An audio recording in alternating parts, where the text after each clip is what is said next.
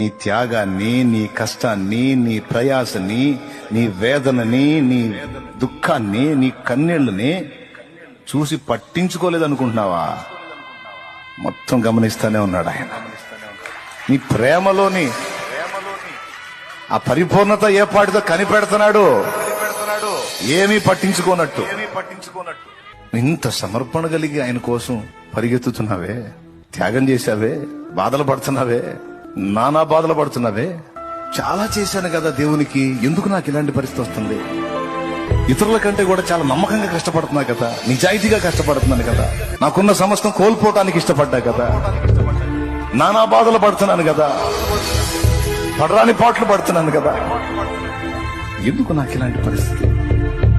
గమనిస్తున్నాడు ఏమాత్రం. ఇంకా అసలు నీ ప్రేమలోని పరిపూర్ణత ఎంతో కనిపెడుతున్నాడు. సైలెంట్ గా ఓదార్పు కోసం చెప్పట్లా, ఆత్మ నడిపింపులో మాట్లాడుతున్నా.